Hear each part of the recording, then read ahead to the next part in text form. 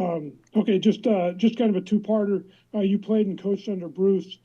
How much did he influence your coaching methods, and how do you approach coaching the Revolution tactically? Will there be any changes or major changes in how this team plays? Yeah, I mean, obviously, when I played under Bruce, different time. So I think just the biggest thing that I learned was his competitive spirit. I think I've evolved a little differently as a coach, but at the end of the day, tactically, we don't want to change the DNA of the group. We want to try to remain true to that with minor tweaks that we feel will make us successful as we move forward. Our next question will go to Rich Thompson of the Boston Herald. Rich, you're unmuted now. Thank you. Hello, Clint. I just want to ask you, have you reached out to Carlos Heel as team leader and captain? And, would he be a good way to help you transition into your new job? A good viaduct for that? Yeah, I've spoken to several players. Obviously, Carlos is one of those players. And, yeah, as much as I hope that I can help them, they can help me and our staff move forward and kind of focus on the task of hand of trying to win an MLS Cup. Okay, we'll take a few questions in the room before we go back to Zoom. Sam Minton. Clint, so just overall, within the last month, you've gone from Revs II head coach to working on, as the assistant coach with the staff, and now you're sitting here as interim head coach. So just overall, what has this process been like for you? And then also, to just overall, what was your reaction to the news that Bruce Arena resigned? Yeah, I mean, the process, obviously, I'm here for the club first and foremost. Obviously, I've enjoyed my time with Revs II.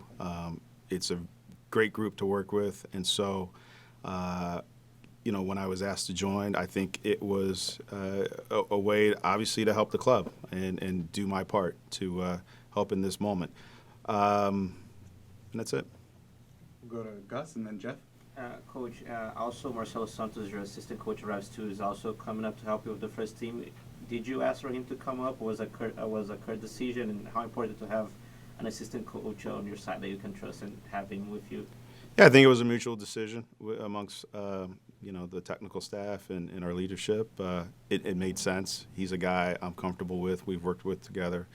Obviously, it made sense just to have another guy to help in organizing training and doing the tasks that we need to do to be successful. Jeff.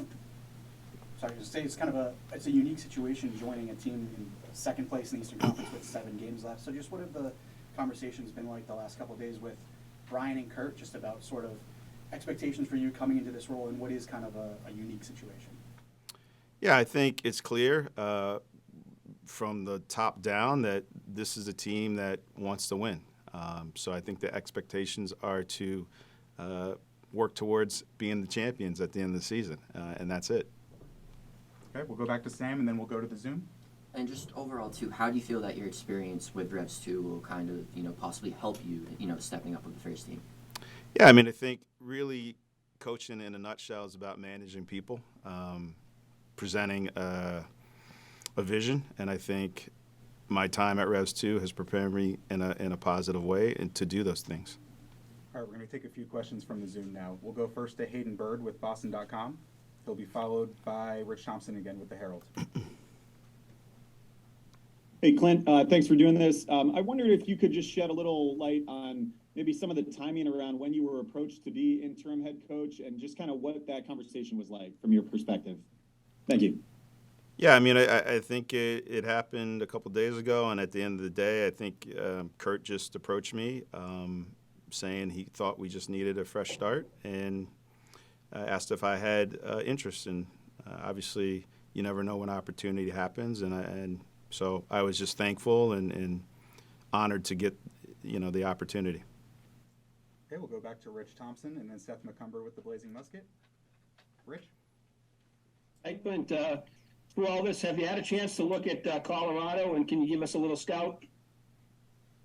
Yeah, I think Colorado's going through something similar with a new interim coach, and so obviously they've had their struggles this year, but I know Chris Little very well. I've known him for a long time, their current coach, and he'll have them prepared. So, they're a team that put you under pressure. They want the ball.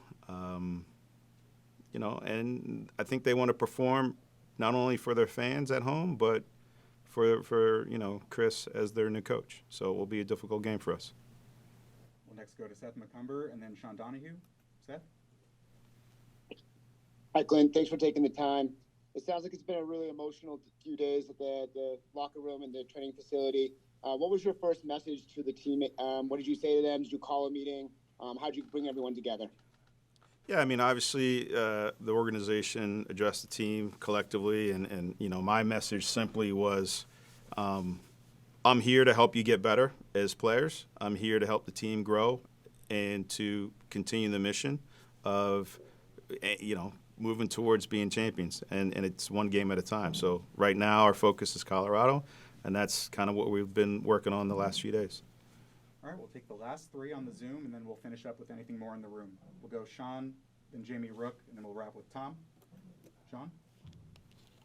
Hi, Clint. Thanks for taking the time today. Do you have any updates on the injury status of Gustavo Bo and Henry Kessler? Just that, yeah, they're moving along on schedule, and we think that they'll be a part of the group soon.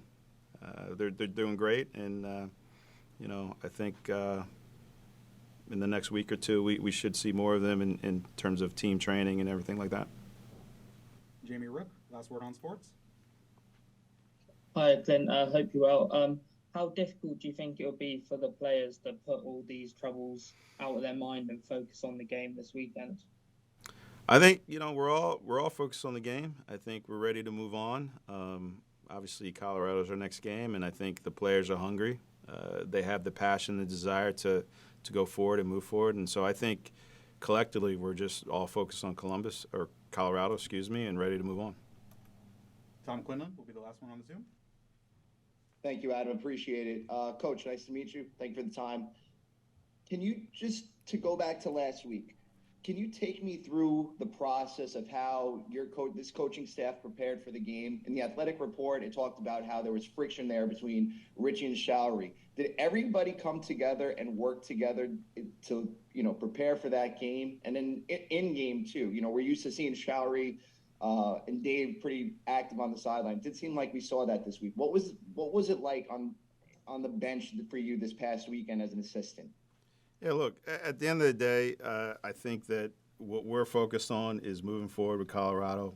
The past is the past, and that's not our focus. So, I know we're all ready and willing to help and get this thing moving in the right direction. Okay, any last questions in the room? We'll go Sam and then Gus.